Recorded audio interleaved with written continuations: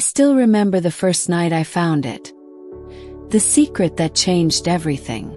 It wasn't supposed to happen. I wasn't supposed to be there, standing in front of that old wooden door tucked away at the end of the hallway. It creaked when I touched the handle, like it was holding its breath, waiting for someone bold or foolish enough to open it. That someone turned out to be me. I didn't know why I was even drawn to it. Maybe curiosity, maybe boredom, or maybe some part of me already knew what waited behind it. Even if I wasn't ready to admit it. When I pushed the door open, I expected dust, maybe old boxes stacked on top of each other. What I didn't expect was color. Hanging neatly on a rail were dresses. Not just one or two, but dozens of them, glowing faintly in the sliver of moonlight slipping through a cracked window. Red, blue, soft pink, shimmering silver. Fabrics I couldn't even name. And below them in perfect rows were shoes, heels, sandals, delicate flats. My chest tightened. My first thought was, this isn't mine. My second thought was, then, why do I feel like it should be? I stepped inside and the smell of lavender hit me. Not strong, but enough to make me feel like I was trespassing in someone else's world. Secret world. My hand brushed against a dress. Silk, smooth, soft, almost like it was alive beneath my fingertips. I pulled it back quickly, heart racing. I shouldn't be here. I shouldn't want this. But I did. And that was the moment, though I didn't know it yet, that everything began to shift. That closet, hidden away like a secret no one was supposed to find, would slowly unravel who I thought I was, and show me who I could be. After that night, I tried to pretend nothing had happened. I told myself the closet was just storage, just clothes, just fabric, that it didn't mean anything. But the truth stayed with me. The memory of it clung to my thoughts like a song I couldn't get out of my head. Most mornings started the same for me.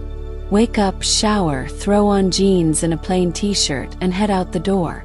My life wasn't bad, just ordinary. A job at a small bookstore, shelves that smelled of paper and ink, customers who came and went with their coffee cups and tired eyes. The kind of life that feels comfortable but somehow incomplete. I lived with my cousin, Emily. She had inherited the old house from her grandmother, and when she asked if I wanted to move in to help with rent, it felt like the practical thing to do. She was a few years older than me, with a sharp wit and the kind of confidence I envied. Emily always seemed to know who she was. Me, not so much. The house itself had character. Creaky floors, tall windows, and hallways that stretched longer than they should have. That closet I stumbled upon. It wasn't in my room or Emily's, but tucked away at the far end of the upstairs corridor. A space neither of us had mentioned. I'd never even noticed it until that night. And I wasn't sure if Emily even knew what was inside. Still, life outside that door marched on. At work, I spent hours shelving books, pretending to read while sneaking glances at titles about identity, psychology, even fashion. Customers rarely noticed me. I was just the quiet one behind the counter. Invisible. And part of me liked it that way. But every night when I came home, I'd pass that hallway, and my eyes would drift toward the door. It was like it was calling me, whispering. Sometimes I'd slow my steps, almost daring myself to open it again. Other times I rushed past, heart pounding, as if ignoring it could erase the pull. Emily noticed, of course. She had this way of watching without saying anything, like she was waiting for me to slip up. One evening, as she flipped through a magazine on the couch, she looked at me and smirked. "You've been acting distracted lately," she said. Shrugged. "Just tired from work." Her eyes narrowed slightly, as if she didn't believe me.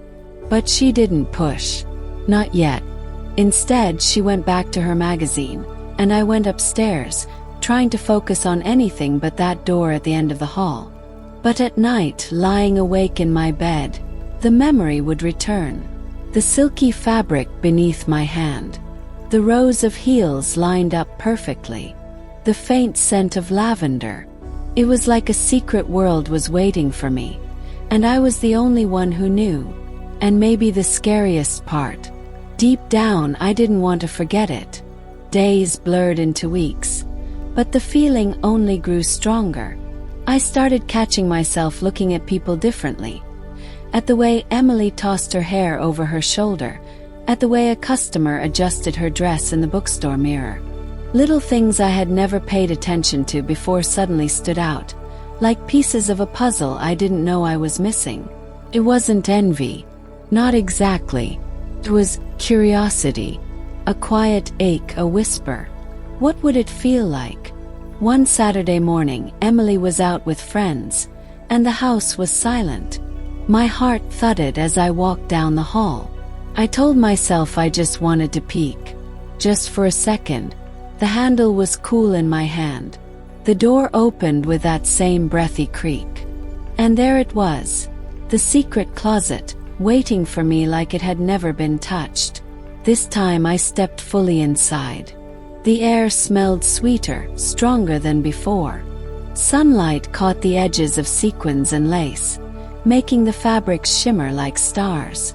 My hands hovered, trembling, before I finally touched a dress again. The fabric slipped through my fingers, delicate, alive.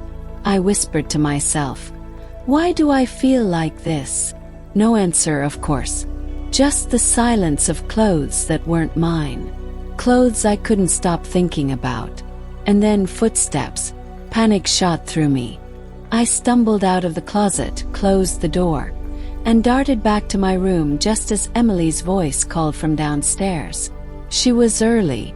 My heart wouldn't stop racing. I told myself I'd been reckless, stupid. But mixed with the fear was something else. Excitement. That night, I lay in bed wide awake, realizing something I'd never dared to admit before. Maybe I wasn't afraid of what was in that closet. Maybe I was afraid of what it meant about me. From that day, my normal world didn't feel so normal anymore.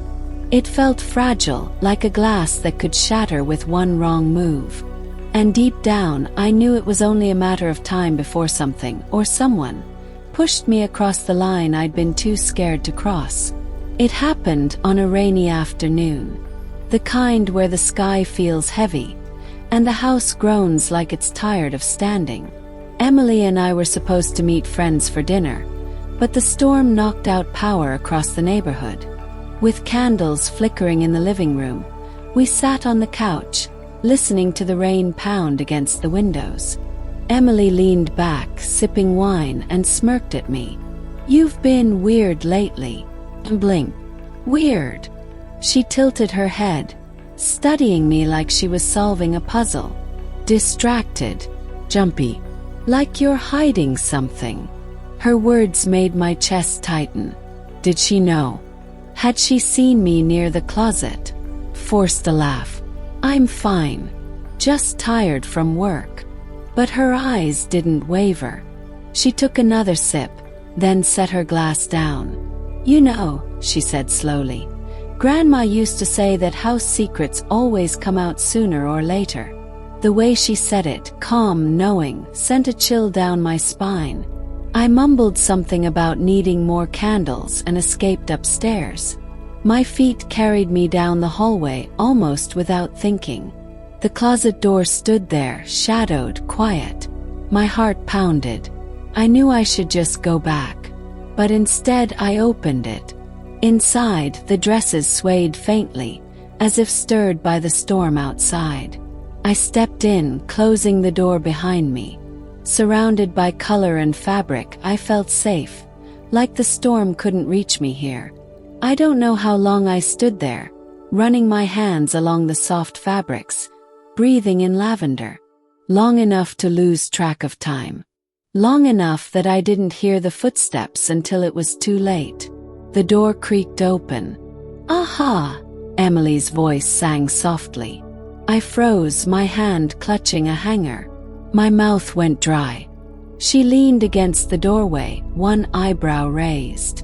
"So this is where you've been sneaking off to?" I wanted to disappear, to melt into the floor. My voice stuttered out. It's not what it looks like." Emily smirked, stepping inside. "Really? Because it looks like you've been raiding Grandma's secret closet." I blinked at her. "Grandma's?" She said, brushing her hand across a dress like it was nothing unusual. "She used to keep her favorite things in here. Clothes, shoes, stuff she didn't want Grandpa finding. After she passed, I just left it. Too many memories." My heart was racing so hard I thought it might give me away. I didn't mean." Emily turned, studying me with sharp eyes softened by something I couldn't place. Amusement, curiosity, kindness. "You touched them, didn't you?" she asked, her voice teasing. I swallowed hard. My silence was answer enough. Her smile widened. "You know, if you wanted to try one on, you could have just asked." My stomach dropped. "What? No, I didn't." "Oh, come on," she said, her tone light but pointed. "I'm not blind. You've been circling this closet for weeks. And honestly, I'm surprised it took you this long." I shook my head, fumbling. "Emily, this isn't." She stepped closer, lowering her voice. "Relax. I'm not judging you. In fact," her eyes gleamed mischievously, "I think it'd be fun." Fun. That word lodged in my chest. She couldn't be serious. But she was. Before I could protest, she plucked a soft lavender dress from the rack and held it out. "Here, try it." My hands stayed frozen at my sides. I can't." Her grin softened into something gentler. "You can. And you should. No one's here but me. What's the worst that could happen?" I wanted to run, to laugh it off. But the truth, some part of me wanted this more than anything. I stared at the dress in her hands, trembling. Emily tilted her head. "If you don't take it, I'll just assume you're scared." She knew me too well. I hated backing down from a challenge. And she was daring me. Softly, teasingly, but daring me nonetheless. My hand reached out slowly, almost against my will, and touched the fabric. Warmth spread through my chest. Emily's smile widened. "That's it." She pressed the dress into my hands. "Go on. Put it on. You can use my room." My legs felt like lead as I carried the dress down the hallway. My heart was a drumbeat in my ears. In Emily's room, I shut the door and just stood there, staring at myself in the mirror, the lavender dress draped across my arms. My reflection looked back at me. Plain shirt, jeans, nervous eyes. The kind of person no one noticed. But the dress, it looked alive. Like it belonged somewhere else. On someone else. My breath shook as I whispered, "What am I doing?" But my hands were already moving. I pulled the dress over my head. The fabric slid down my skin like water, soft and strange, both foreign and familiar. My body tensed, but when I looked in the mirror, really looked, something inside me shifted. I didn't look like her. Not yet. But I didn't look like me either. Emily's knock came gently at the door. "Well, let's see." My throat tightened. "No, I can't." "Yes, you can," she said, her voice patient, coaxing. "Open the door." For a moment I thought about locking it, pretending this never happened. But then, I turned the knob. Emily's eyes widened slightly as I stepped out, trembling. Then she smiled, not mocking but almost proud. "See? Beautiful." My cheeks burned. "Stop. I'm serious," she said softly. "You look right." The word echoed in me. "But..."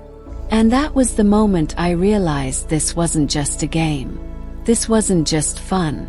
This was the beginning of something I couldn't walk away from. The lavender dress haunted me. Even after I slipped it off that first night and shoved it back into the closet, I couldn't shake the way it had felt. The way Emily's eyes had softened when she said, "You look right." Those words kept echoing, replaying at the quietest moments.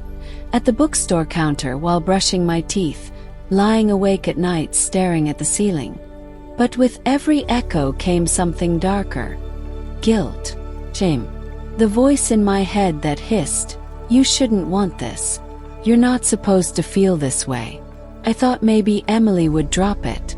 That she'd let the moment fade like an embarrassing joke. But of course she didn't. A few nights later, she appeared in my doorway holding a pair of heels. Black, sleek, with delicate straps. She leaned against the frame, grinning. "Thought you might need the complete look," she teased. Groaned. "Emily." "What?" "I'm helping you. Trust me, the dress deserves better than sneakers." I shook my head. "I'm not doing this again." Her eyebrow arched. And yet you haven't stopped thinking about it, have you?" He crawled up my neck. She wasn't wrong. Emily stepped into the room, setting the shoes down at the foot of my bed. "Just try them. For me. 2 minutes. Then you can take them off and pretend this never happened." I stared at the shoes, my pulse hammering.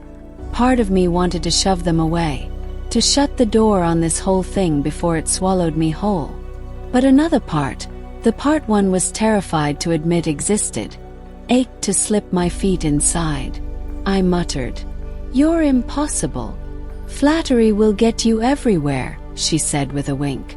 Reluctantly, I sat down and pulled them closer. My hands trembled as I unbuckled the straps. The shoes looked too small, too fragile for someone like me. But when I slid my foot inside, it fit almost perfectly. Emily clapped her hands softly. "Yes. Stand up." I shot her a look. "I'll fall. Then I'll catch you," she said simply. Her confidence disarmed me. Slowly I rose. The world tilted, my balance wobbling. But Emily's hand steadied my arms. She looked at me like I wasn't ridiculous at all, but something else. "See," she whispered. "Not so scary." I took a shaky step, then another. Awkward, clumsy, but each movement sent a strange thrill through me. By the third step, I was almost laughing at myself. Emily grinned. "Look at you. Natural." I shook my head, covering my face with my hands. "I look stupid." She gently tugged my hands down. Her eyes held mine. "No. You look like someone figuring out who they are. And there's nothing stupid about that." The sincerity in her voice caught me off guard. For a moment I couldn't speak. That night after she left, I sat on my bed staring at the shoes. I should have given them back. I should have hidden them away. Instead, I placed them carefully in my closet, like a secret I wasn't ready to let go of. Over the next week, Emily kept pushing, always lightly, always with that teasing smile that made it impossible to tell if she was serious or just having fun. One evening, she dragged me into her room where a small vanity mirror stood surrounded by half-used makeup products. "Sit," she commanded. I hesitated. "Why?" "Because," she said, holding up a mascara wand like a sword, "no transformation is complete without the finishing touch." My chest tightened. "Emily, Relax. I'm not turning you into a drag queen. Just a little experiment." She patted the chair, and against my better judgment I sat. Her hands were steady as she worked. A brush swept softly across my eyelids, tickling my skin. The mascara wand fluttered against my lashes. Lip balm, tinted just slightly pink, pressed against my mouth. "Don't move," she murmured, so close I could feel her breath. I wanted to close my eyes, to run from the intimacy of it. But I couldn't. Finally, she spun the chair toward the mirror. Okay. Look. I almost didn't recognize the reflection. The changes were small. Subtle color on my lips, darker lashes, the faintest blush on my cheeks. But it shifted something. For the first time, I didn't just see myself wearing something different. Saw someone else. Someone softer. Someone I wasn't sure I hated. My throat tightened. That's not me. Emily's hand rested gently on my shoulder. Maybe it's more you than you think. Her words sank deep. Of course, the shame followed. Later that night, I scrubbed the makeup off in a frenzy, watching the colors smear into the sink. My reflection returned to normal, and for a brief moment I felt relief. But when I crawled into bed, I couldn't stop thinking about the person I'd seen in the mirror. The truth was undeniable now. Part of me wanted to see them again. Emily seemed to sense it because she never let the game end. She'd casually leave a necklace on my nightstand, a silky scarf draped over the back of my chair, a bottle of nail polish perched on the bathroom counter like it had magically appeared. Always waiting, always daring me, and every time I resisted for a while. But eventually curiosity won. I'd slip on the scarf, paint one nail, fasten the necklace, and just look. Not for long. Not enough for anyone else to notice. But enough for me to feel that rush, the dizzy mix of fear and excitement that was becoming addictive. The more I tried to bury it, the stronger it grew. By the end of the month, my experiments had become routine. At night, when the house was quiet, I'd slip into the secret closet, sometimes just for a few minutes, sometimes for hours, trying on different pieces, layering fabrics, letting myself breathe in that lavender world. And though I never admitted it out loud, I knew Emily knew. Because every morning she'd give me that little smile, the one that said she could see right through me, and she never said a word. Not yet. But something told me she was waiting for the moment when pretending wasn't enough anymore. And deep down, so was I. I thought the guilt would swallow me, that the shame would win eventually, pulling me back into the gray, ordinary version of myself. But instead, something unexpected happened. The more time I spent in that secret closet, the less heavy it felt. At first, I tiptoed inside like a thief. But now, each time I opened that creaking door, it was like stepping into sunlight. The fabrics didn't whisper danger anymore. They whispered belonging. One Saturday morning, Emily knocked on my door, holding a steaming mug of coffee. She pushed inside without waiting for permission as usual, and plopped the mug onto my desk.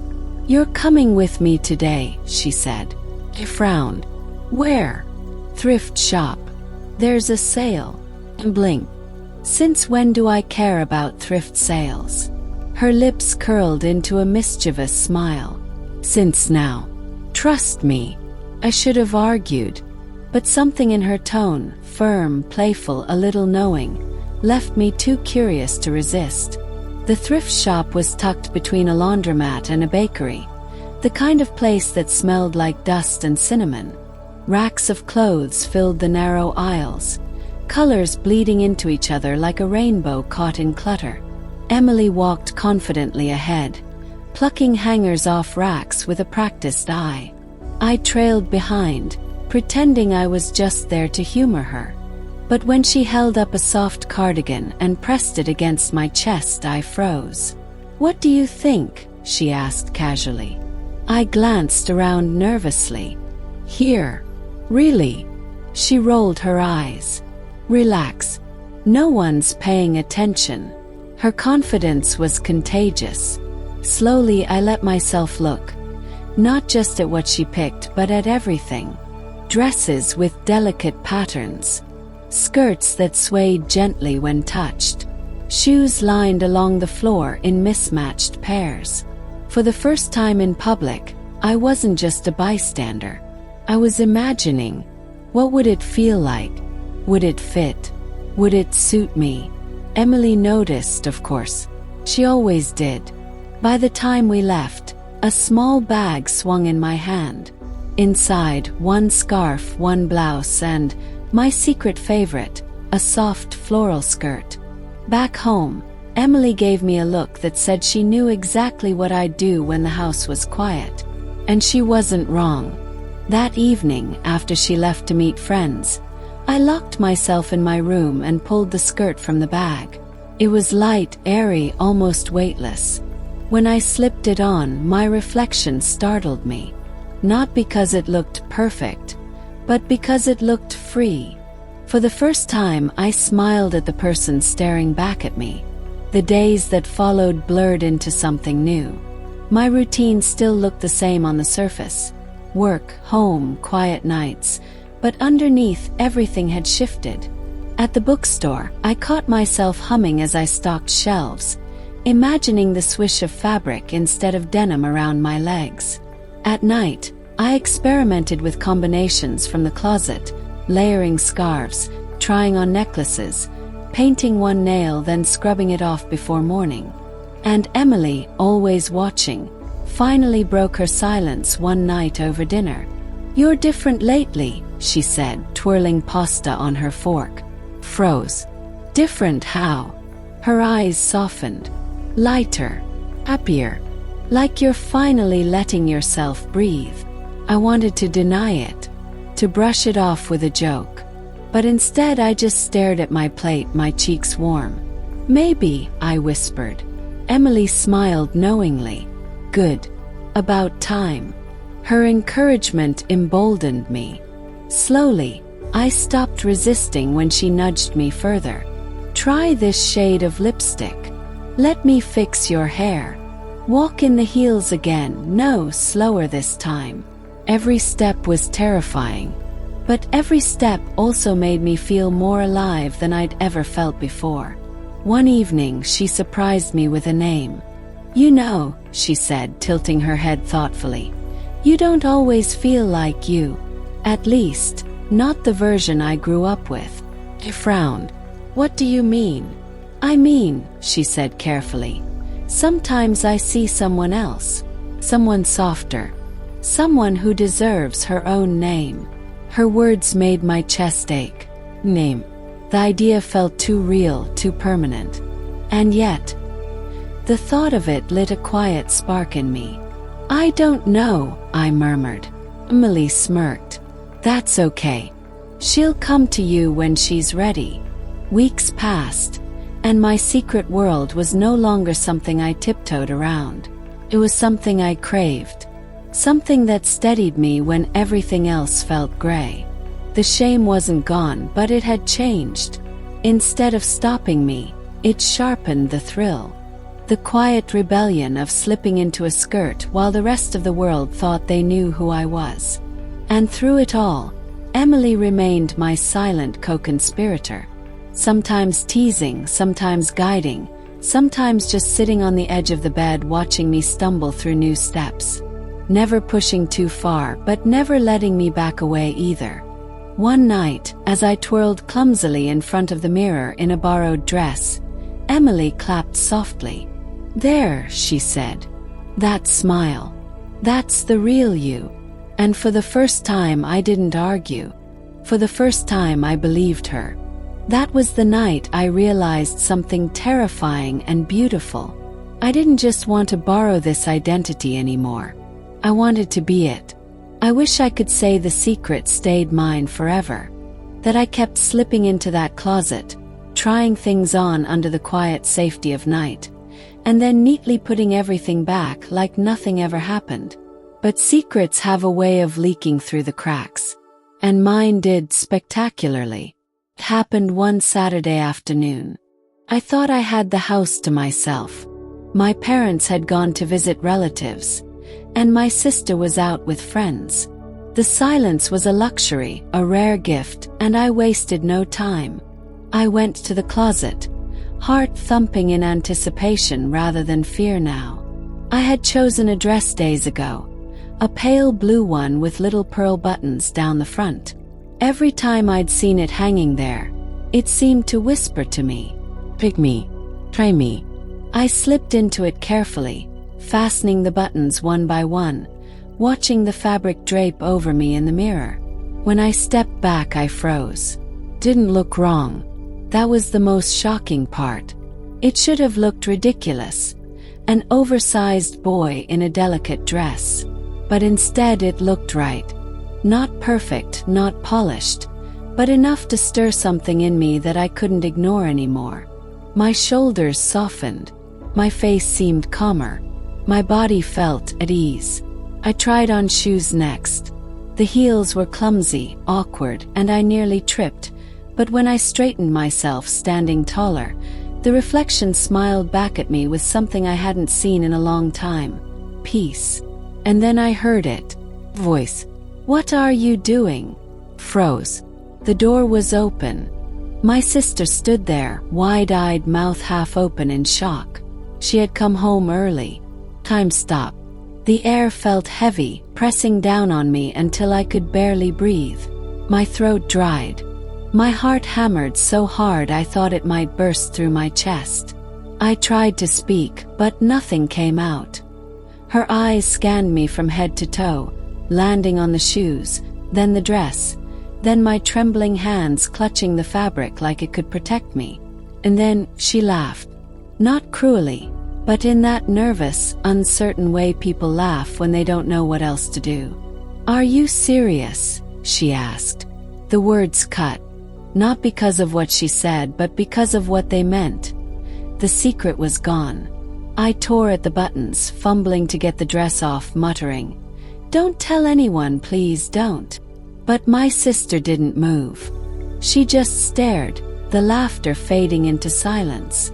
Finally, she whispered, "Why?" It was such a small word, but it carried the weight of everything. Why was I doing this? Why did I feel the need? Why couldn't I stop? And for the first time I said it out loud. Because it feels like me. The words tumbled out, shaky but undeniable. And once they were out, I couldn't pull them back. My sister blinked, stunned, and for a moment I thought she would scream or run or worse, tell. But instead she did something I never expected. She closed the door, slowly, quietly, and said, "Then you better finish getting dressed before Mom and Dad get home." I stood frozen, dress half off, confusion swirling in my head. Did she mean it as support? Or mockery? I didn't know. But her eyes, sharp, knowing, didn't look cruel. They looked protective. It was the first time I realized that maybe, just maybe, my secret wasn't mine alone anymore. But of course, one discovery is never the end. It's only the beginning of the storm. Because secrets, once cracked open, never stay contained for long. The closet had become my sanctuary, but also my prison. Every night, I slipped inside like a thief, heart racing, body trembling, fingers brushing against satin and lace like they held answers I wasn't brave enough to speak out loud. For a while it was enough, just trying, just experimenting, just existing in that secret world when the house was silent and no one was watching.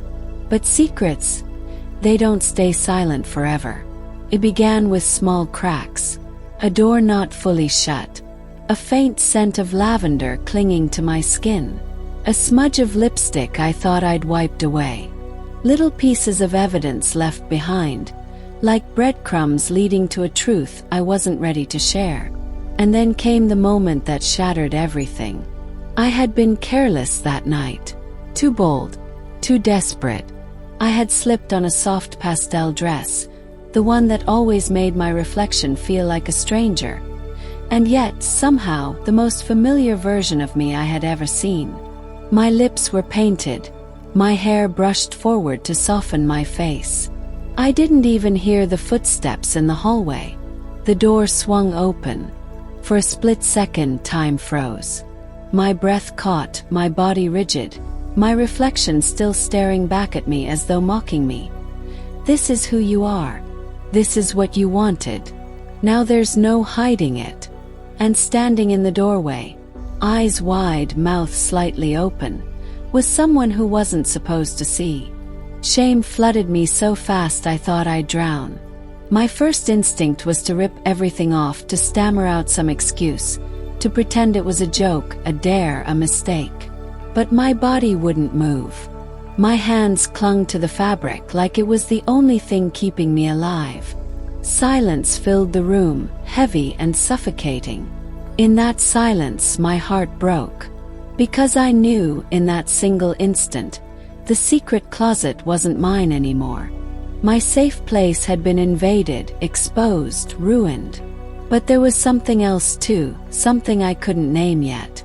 Because instead of laughter, instead of anger, instead of disgust, their eyes softened.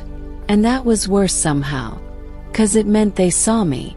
Not the version I carefully kept hidden, but the one I couldn't stop from surfacing. And being seen, truly seen, terrified me more than anything. I couldn't breathe. The dress clung to my skin like a confession, every thread screaming the truth I had worked so hard to bury. My legs trembled, my lips parted, but no words came out. The figure in the doorway didn't move either. Their eyes locked onto me. Not on the dress, not on the lipstick, not on the trembling hands, but on me. And that was unbearable. "Wait," I finally whispered, my voice hoarse, fragile, like a candle flickering before going out. "Don't say anything." But silence said everything. Panic rose fast, too fast. My mind scrambled for excuses. Maybe I could laugh it off, say it was a prank, claim I was just messing around. I could tear off the dress and shove it into the back of the closet, slam the door, and pretend none of this had ever happened. But deep down I knew. This wasn't something I could laugh away anymore. This wasn't something I could erase. Because once you're seen, you can never go back to being invisible. My chest tightened. I wanted to scream. I wanted to vanish. I wanted to rewind time and lock that damn door, to stay safe in the shadows where no one could touch me, where no one could know. Instead, I stood frozen, half a ghost, half a stranger, waiting for the verdict. And then they spoke. I didn't know. The words hit harder than a slap. Not cruel, not mocking, just soft. Almost too soft. And that softness broke me. Because I would have preferred anger, laughter, disgust. Anything but this gentle crack in the world. Tears burned behind my eyes. My throat closed up. I shook my head violently, desperately. You're not supposed to see this. You're not supposed to see me. But they already had. I don't remember much of what happened after that. Just fragments, shards of a moment that cut me no matter how I tried to piece them together. My voice, breaking as I begged them to leave. Their hesitation, the way their hand hovered near the doorknob like they wanted to stay but knew they shouldn't. And then the click of the door closing again. I collapsed against the mirror, staring at the cracked reflection of someone I didn't recognize anymore. The makeup smeared down my face with tears. The fabric clung to me like a second skin. And for the first time, the closet didn't feel like a safe place. Felt like a cage. That night, I tore everything off. Every dress, every trace of lipstick, every shred of fabric that had once given me comfort. I stuffed them back into boxes, shoved the boxes into the darkest corners I could find. But no matter how deep I buried them, the truth stayed. I couldn't undo what they saw. I couldn't silence the reflection that still whispered every time I closed my eyes. And I couldn't keep pretending this part of me didn't exist. The secret had been dragged into the light. And I hated it. I hated the exposure, the vulnerability, the fear that tomorrow would be different, that whispers would follow me, that pity would stain me, that I had lost control of the one thing I thought I could contain. But beneath all that hatred was something else. Question. Possibility. Terrifying, aching what if? What if being seen wasn't the end? What if it was the beginning? The breaking point had come. The closet was no longer a sanctuary, no longer a hiding place. It was just 4 walls filled with fabric and ghosts. And me, caught between who I was, who I pretended to be, and who I might become. Their eyes locked on mine, and for a moment, I forgot how to breathe. I wanted to disappear, to melt into the floor, to erase the image that was now burned into their memory. I braced myself for the words I thought would follow, the ones I had always feared. "What's wrong with you? Why are you like this? You disgust me." But the words never came. Instead, there was only silence. A silence so loud it made my ears ring. My hands trembled as I clutched the hem of the dress, twisting the fabric until my knuckles turned white. It's not what it looks like," I whispered, the lie choking me even as it left my lips. Their brow furrowed, but not in anger, more in confusion. And something else I couldn't place. They took a hesitant step forward, their voice barely audible. "It looks like you're you." The words pierced me deeper than any accusation ever could. A flood of emotions crashed through me all at once. Relief, terror, shame, longing. My throat closed up, my chest heaving as I tried to form a response. But nothing came out. Just the sound of my own shaky breath, echoing in the room like a confession. They sat down slowly on the edge of the bed, their eyes never leaving me. "How long?" they asked softly. I swallowed hard, my voice breaking. "Well, I don't know. Can't stop. I didn't mean for you to see. Please, just forget this." My voice cracked on the last word, and I turned away, unable to bear the weight of their gaze. But then, something happened that I wasn't ready for. Instead of walking out, instead of laughing, instead of telling me I was broken, they whispered, "I don't want to forget. I want to understand." The dress suddenly felt heavier on my body, like chains. My reflection in the mirror seemed cruel, mocking me with the truth I had kept buried. Tears welled in my eyes as I shook my head. "You can't understand. No one can. I don't even understand." And then the tears spilled over, hot and relentless, streaking down my painted cheeks until the makeup smeared, leaving behind the messy evidence of my unraveling. They stood, crossed the room slowly, and for a terrifying moment I thought they might reach for the fabric, tear it off, strip me back to the version of myself the world wanted to see. But they didn't. Instead, they reached for my hands. I froze as their fingers wrapped around mine, gentle but firm, grounding me. "You don't have to explain everything," they said softly. "You don't have to have it figured out right now. I just see you. And I don't hate what I see." Those words undid me completely. I collapsed into their arms, my body shaking, sobs tearing out of me in raw, unfiltered waves. For the first time, the closet door was open, not just literally but inside me. My secret wasn't secret anymore. My shame wasn't mine alone to carry.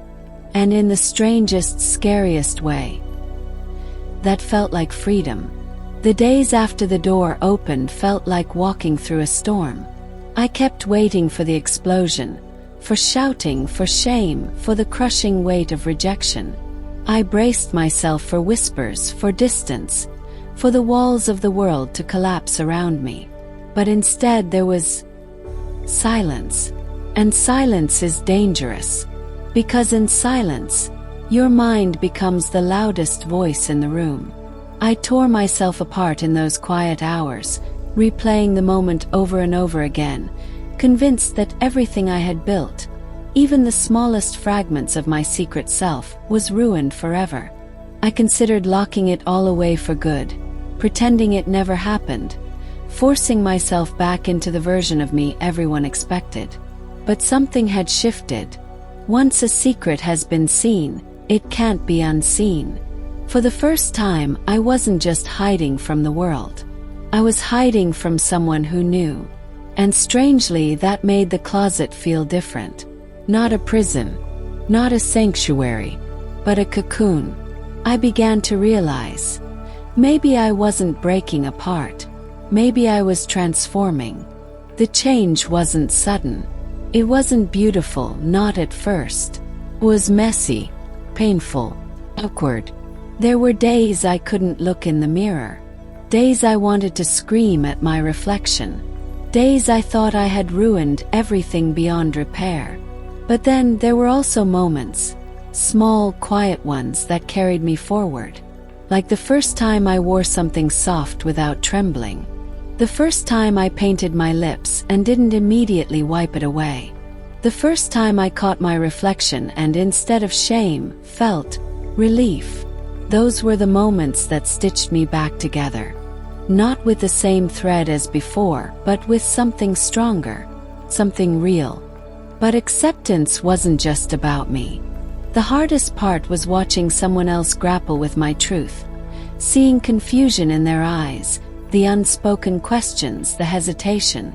Yet there was also patience, a strange kind of quiet acceptance that told me, you don't have to hide from me anymore. That broke me open in ways I didn't expect. Because for so long, I had been afraid that if anyone knew, I'd be abandoned, cast out, left to drown in the weight of my own reflection. But instead, here was someone who stayed, who didn't laugh, who didn't condemn, who simply stayed. And maybe that was enough to start believing I could stay too. The real transformation wasn't in the clothes. It wasn't in the lipstick or the dresses or the way I learned to walk softer, lighter, freer. The real transformation was in my heart, learning to quiet the voice that told me I was wrong, broken, unworthy. Learning to replace shame with curiosity. Learning that acceptance didn't mean becoming someone new. It meant finally giving myself permission to be the person I always was. And for the first time, I didn't feel like an imposter in my own skin. For the first time, felt like me. The days after being discovered felt like walking through fog. Every sound echoed. Every glance felt sharper than it should have been. The air in the house carried a strange tension, as though walls themselves knew my secret now. For the first time, the closet stayed closed. I couldn't bring myself to open it. My safe place had been compromised.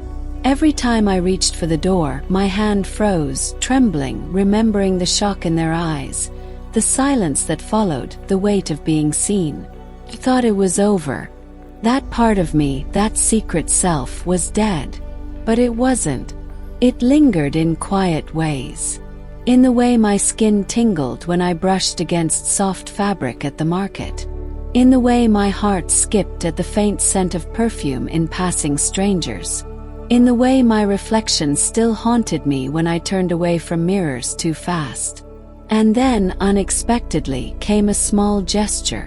One morning, left neatly folded on my bed, was a scarf. Soft, delicate, with a shade of lilac that seemed too intentional to be random. My chest tightened as I picked it up, fingers trembling against the fabric. There was no note, no explanation. Just the scarf. Felt like permission. I wore it that night, alone, standing in front of the mirror with tears in my eyes. Not because I was fully brave, but because someone somehow hadn't turned away. That was the beginning. The transformation didn't come in one sweeping change. It wasn't a single dramatic moment of standing tall and declaring my truth. Well, it was smaller than that. Softer.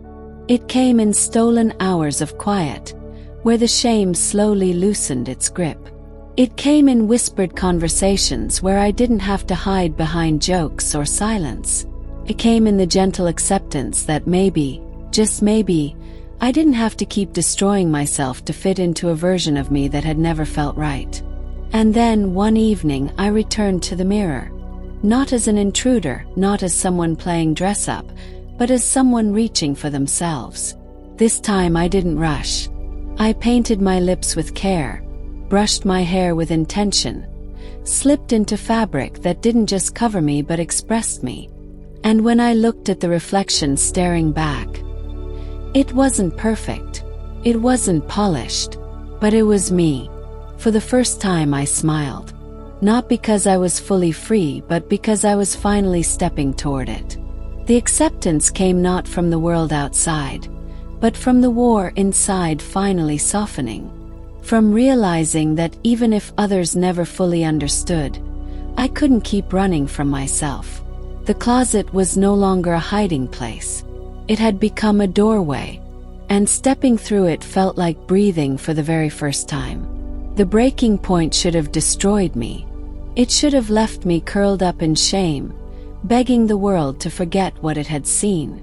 But instead, it became the beginning. In the days that followed that night, I felt stripped bare, like the clothes weren't just fabric anymore, but skin I couldn't peel away. The memory of that open doorway clung to me, a reminder that my secret life was no longer invisible. For the first time, I couldn't run back into the shadows and pretend it was all just curiosity, because someone had seen me. And the strangest thing, the world didn't collapse. The house didn't crumble. The sky didn't fall. I woke up the next morning still breathing, still standing, still me. Only now, the me I had always hidden wasn't just mine anymore. At first, I resisted. I tried to bury it deeper, tried to convince myself it was just a mistake, a phase, a sickness I could starve if I just denied it hard enough. But denial had teeth. It bit into me, clawed at me, left me raw and restless. The more I pushed it away, the stronger it became, whispering in mirrors, tugging at my fingertips when I brushed past fabrics in the store, echoing in my chest when I closed my eyes at night. And then came the voice I didn't expect. Not my own, theirs. Instead of mocking, instead of accusing, instead of shutting me out, they asked me something simple, something terrifying. Is this who you are? The question hit harder than any insult could have. Because I didn't have an answer. Not then. But slowly, painfully, I began to realize that maybe the answer wasn't a single word. Maybe it wasn't about labels or rules or categories. Maybe it was about permission, the permission to exist without apology. That realization didn't happen overnight. Came in fragments. A conversation whispered in the dark. A mirror I didn't look away from. A dress I didn't tear off immediately. Small rebellions against the version of myself I had been told to protect at all costs. And with every step, I began to transform. Not because I changed into someone new, but because I finally allowed myself to be. The closet that had once been my prison started to feel different. No longer a place of hiding, but a place of becoming.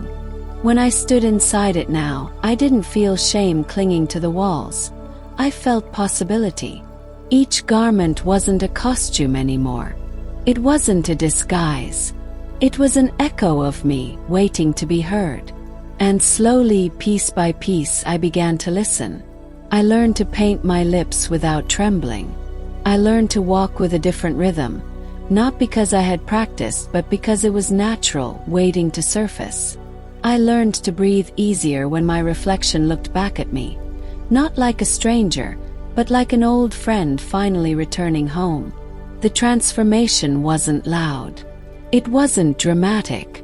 It was quiet, almost tender, like water wearing away at stone, reshaping me in ways I didn't notice until one day I woke up and realized I wasn't afraid anymore. And in that absence of fear, something even greater bloomed. Acceptance. Not from the world, not yet, but from myself. And maybe that was the only acceptance that truly mattered. The dust of heartbreak had finally settled, but in its place lay a silence that felt both heavy and freeing. Aisha sat by her window, the morning sun spilling through the glass, painting her in soft gold. For the first time in months, her chest didn't ache with the weight of betrayal. Instead, there was a steady calm, like the ocean after a violent storm. She thought back to every tear, every restless night, every moment she questioned her worth because of Zion's betrayal. For so long, she believed she was broken, that his lies had shattered her beyond repair. But the truth revealed itself slowly, like dawn creeping over the horizon. She was never broken. She was wounded, yes, but wounds heal. And in that healing, she had found a strength she never knew existed. Her revenge had been swift, cutting, and final. She didn't need to scream or beg him to see her pain. She let her actions speak louder than any words could. The world Zion thought he had control over slipped from his hands, and with it, the last threads of power he had over her. Aisha didn't win because she destroyed him. She won because she chose herself. Now her life was hers again. She filled her days with purpose, writing, painting, walking under open skies. She reconnected with friends she had neglected, embraced laughter she once thought she'd lost. She looked in the mirror and saw someone new, someone stronger, someone who had bled, endured, and risen. Forgiveness didn't come overnight. At first, she wanted nothing more than for Zion to drown in his guilt. But over time, she realized clinging to that anger was chaining her to the very past she wanted to escape. Forgiveness wasn't for him. It was for her. Letting go meant freedom. And with that freedom, Aisha finally stepped out of the shadows of betrayal into the light of her own becoming. Her story wasn't just about heartbreak, it was about resilience.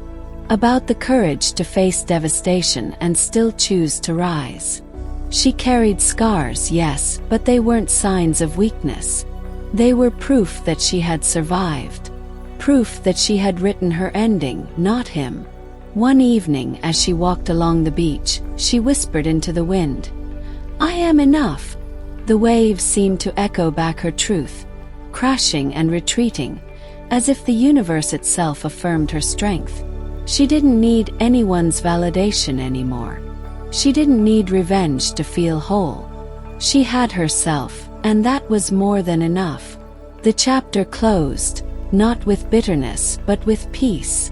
Aisha had learned that sometimes the greatest revenge is simply living well, loving yourself, and refusing to let betrayal define your future. Her final thought lingered in the air like a vow. I will never lose myself again. And with that, she smiled, ready to embrace the life ahead. Thanks for watching. Please subscribe to our channel.